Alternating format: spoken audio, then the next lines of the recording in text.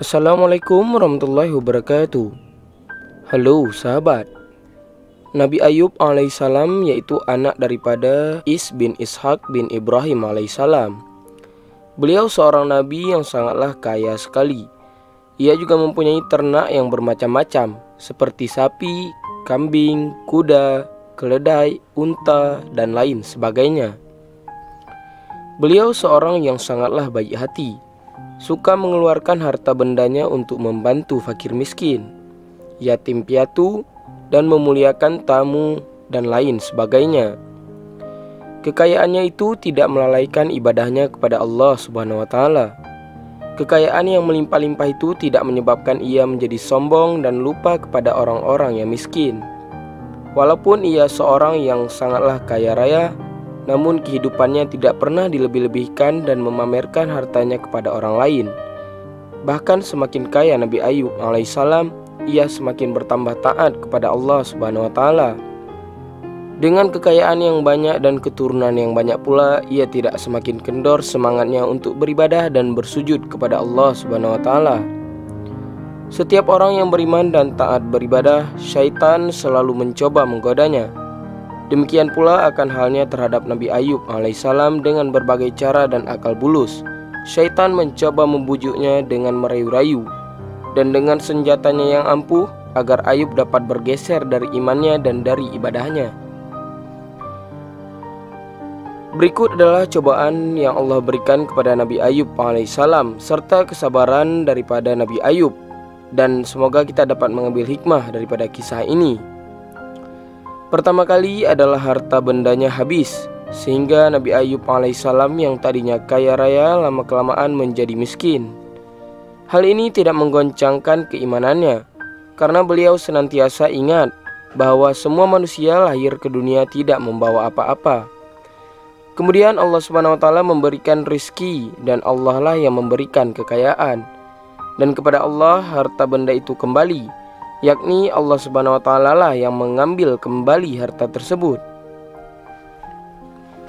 Kemudian dari cobaan ini luluslah Nabi Ayub alaihissalam.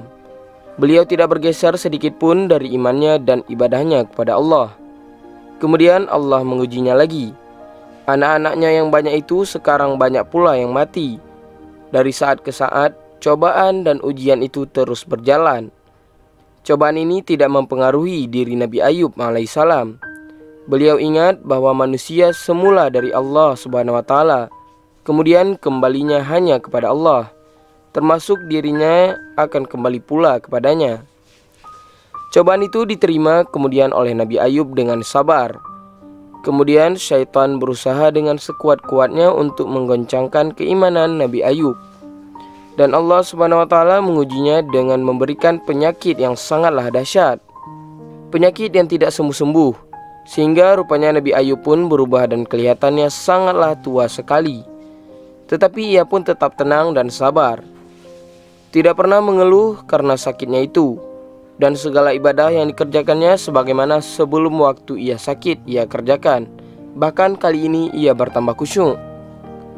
Syaitan pun putus asa dengan segala cara, karena apapun yang dia lakukan tidak berhasil menggoda Nabi Ayub alaihissalam. Walau bagaimanapun sakit dan dideritanya, imannya tidak bergeser sedikit pun. Maka syaitan mencari jalan lain dengan memperdaya istri Nabi Ayub supaya berkurang menjaga suaminya. Pada suatu hari istri Nabi Ayub enggan melayani suaminya. Nabi Ayub pun kemudian menjadi marah kepada istrinya dengan berucap, "Jika aku sembuh, pasti akan kupukul engkau 100 kali." Dan Nabi Ayub berdoa kepada Allah Subhanahu wa Ta'ala sebagaimana tertera dalam Al-Quran. Ingatlah ketika Ayub menyeru kepada Tuhannya, "Ya Tuhanku, aku dapat penyakit dan cobaan yang disebabkan oleh syaitan." Quran Surat As-Sad ayat 41. Doa Nabi Ayub alaihissalam kemudian dikabulkan oleh Allah, dan Nabi Ayub pun sembuh dari penyakitnya. Dan harta kekayaannya pun kembali seperti sedia kala. Juga keluarganya sehat-sehat seperti sedia kala. Allah Subhanahu wa Ta'ala memperlihatkan keimanan Nabi Ayub alaihissalam yang tidak sedikit pun bergeser walaupun musibah dan cobaannya bertubi-tubi datang kepadanya, sehingga syaitan menjadi kalah dan tidak berdaya. Sewaktu Nabi Ayub berdoa meminta sembuh, Allah Subhanahu wa taala berfirman sebagaimana tertera di dalam Al-Qur'an.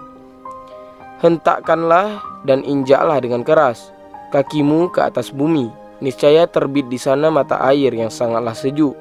Maka mandilah dan minumlah, lalu sembuhlah penyakitnya. Quran Surat As-Sad ayat 42. Setelah Nabi Ayub sembuh dari penyakitnya, kemudian Nabi Ayub ingin melaksanakan janjinya untuk memukul istrinya 100 kali. Maka hal itu diperbolehkan oleh Allah Subhanahu wa taala sebagaimana dalam firman-Nya dalam Al-Qur'an. Ambillah sekarat kayu dengan tanganmu, lalu pukullah istrimu dengan itu, maka tiadalah kamu melanggar sumpah. Sesungguhnya kami mendapat Ayub itu orang yang sabar. Ia sebaik-baik hamba dan banyak bertaubat kepada Allah Subhanahu wa taala. Quran Surat As-Sad ayat 44. Demikianlah Nabi Ayub tidak menjadi memukul istrinya 100 kali pukul, tetapi lidi yang 100 itu dijadikan satu ikatan dan dipukulkan sekali saja, untuk melaksanakan janjinya itu sewaktu beliau masih sakit. Istri Ayub adalah wanita yang salehah. Ia berbuat sesuatu bukanlah karena tabiatnya yang jelek, namun karena digoda oleh syaitan. Dan Allah Subhanahu wa taala Maha Pengampun lagi Maha Penyayang. Tidak lama kemudian Nabi Ayub mempunyai anak yang sangatlah banyak. Di antaranya adalah anak laki-laki yang bernama Bashir, yang digelari Zulkifli, yang pada akhirnya menjadi seorang nabi pula.